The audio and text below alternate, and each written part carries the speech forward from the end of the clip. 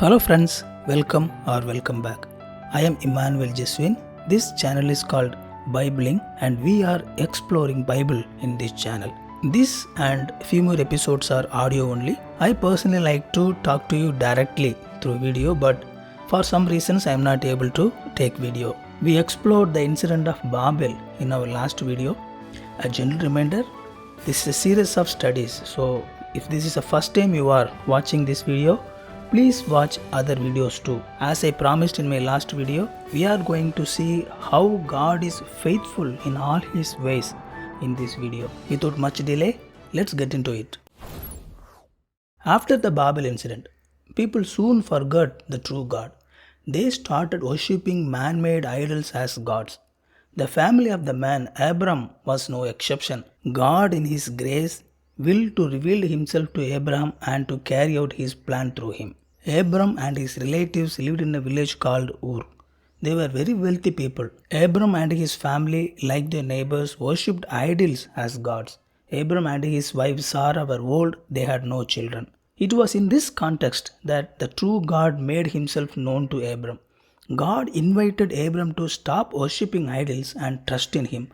He called Abram to separate from his country, relatives and parents and come to the land he is going to give. He also promised that he would give Abram a descendant, that his descendants would become a great nation, and that in Abram all the nations of the world would be blessed. Even it seems everything God said was not likely to come true. Abram did what he was commanded to do because he believed that God would do what He promised him to do. Abram started his journey with his family, trusting in God. Abram wandered in the wilderness with his wife, his servants, and his possessions, the cattle.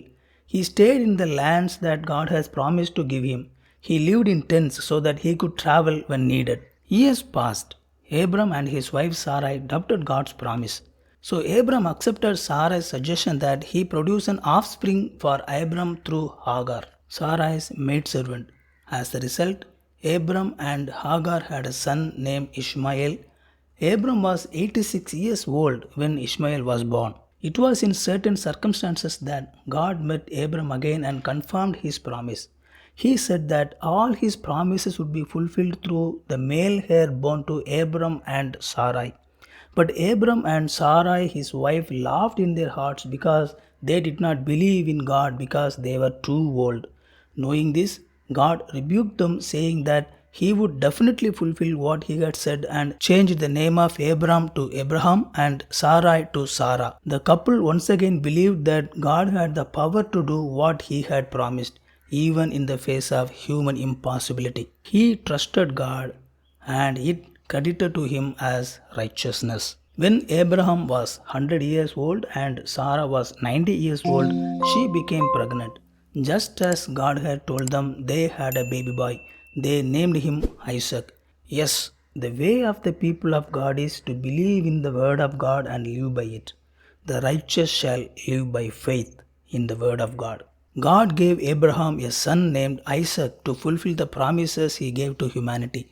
Then He chose Jacob, also known as Israel, the son of Isaac. 12 sons were born to Israel.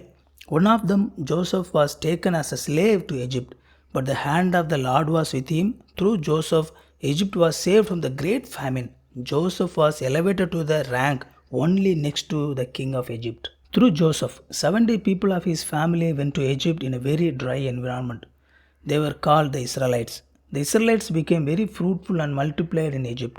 After the death of their forefathers, a king came who did not know what the Israelites had to do with Egypt. The Egyptians made the Israelites slaves and humiliated them. Some 400 years has passed and God, who had already prepared Moses for 80 years, began to communicate with the Israelites. God fulfills anything He says He will do. For us humans, it looks like God is delaying, but God delays nothing. No power on earth delays or hinders what God wants to do. God is the one who does everything at right time. I would like to turn your attention to some of the weaknesses of God's chosen persons. Abraham, though called the father of faith, believe it or not, he was weak in his faith. Abraham was a liar too. In certain situations when his life was in danger, he lied and forced his wife to lie too. he accepted Sarah's proposal to have a child with a maid. And when we see Isaac, Isaac was a liar too, and he showed partiality. Jacob, the very name Jacob means deceiver. This Jacob was a master at deceiving others. Moses, a short-tempered man, a murderer, and a man who wants to get what he wants. Even though they were God's chosen people, they had the characteristics of human sinfulness. However, as we continue to read the Bible, one truth becomes apparent. God perfected His chosen ones. As they learned to know God, their lives matured. God kept doing what He had to do. The truth we need to understand is that God's will endure even in the midst of human impossibilities. Now, let's see some of the expressions of faith of God's people. While on the one hand, the weaknesses of God's chosen individuals are exposed, there is a similarity between them all.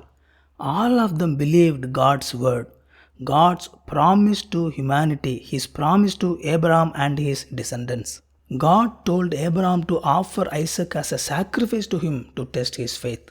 Abraham dared to sacrifice Isaac. He believed that God was able to raise Isaac from the dead and fulfill what God had promised to do. Because Isaac trusted in God, he kept his faith and transferred that faith to next generation. Believing that God would definitely take the Israelites out of Egypt to the land He has promised, Jacob asked to be buried in their family land in Canaan after his death. Joseph did not murmur in the difficult circumstances of his life because he trusted in God.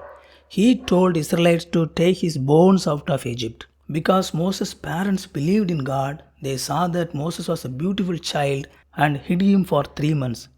Because Moses trusted in God, he renounced the privileged life of being a prince in an Egypt palace and chose to suffer among the Israelites. What are some conclusions we can draw from this previous discussion? People of God are people of faith. The Word of God is the basis of their faith and life. God is faithful and He never forgets His promise. True faith in God works even in spite of our weaknesses. And finally, human weaknesses have never hindered God's plan. It's truly consoling to know these truths, right? Let's continue our exploration in our upcoming videos. Hope you enjoyed this video. If it is, like this video, subscribe the channel, and if you want get notified, click the bell icon. Let's meet in another video, friends. Thank you. God bless you.